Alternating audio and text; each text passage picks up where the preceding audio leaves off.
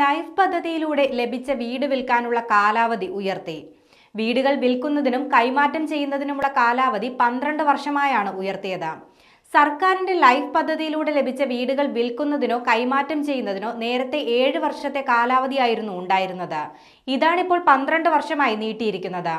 7 വർഷം എന്നത് ലൈഫ് പദ്ധതിയുടെ ലക്ഷ്യത്തിന് തന്നെ ദോഷകരമാണെന്ന് വിലയിരുത്തിയതിന് പിന്നാലെയാണ് കാലാവധി നീട്ടാനുള്ള തീരുമാനം അധികൃതർ കൈക്കൊണ്ടത്.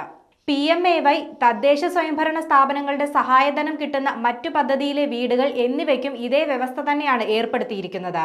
ഭൂമി പണയപ്പെടുത്തി ബാങ്കുകളിൽ നിന്ന് വായ്പ എടുക്കുന്നതിനും ഈ കാലാവധി ബാധകമാണ്. ഇത്തരം പദ്ധതികളിലൂടെ ഗുണഭോക്താവ് അവസാന ഗഡു കൈപ്പറ്റിയ തീയതി മുതലാണ് 12 വർഷത്തെ സമയം കണക്കാക്കുക. കഴിഞ്ഞ ജൂലൈ 1-ാം തീയതി മുതലായിരുന്നു വീടുകൾ വിൽക്കുന്നതിനോ കൈമാറ്റം ചെയ്യുന്നതിനോ ഉള്ള കാലാവധി 7 വർഷമാക്കി ചുരുക്കിയത്. അതിനു മുൻപ് വരെ 10 വർഷത്തെ കാലാവധിയായിരുന്നു ഉണ്ടായിരുന്നത്. എന്നാൽ പദ്ധതിയുടെ തുടക്കത്തിൽ 12 വർഷമായിരുന്നു കാലാവധിയായി ഏർപ്പെടുത്തിയിരുന്നത്. ഇതേ കാലാവധി തന്നെയാണ് ഇപ്പോൾ വീണ്ടും ഏർപ്പെടുത്തിയിരിക്കുന്നത്.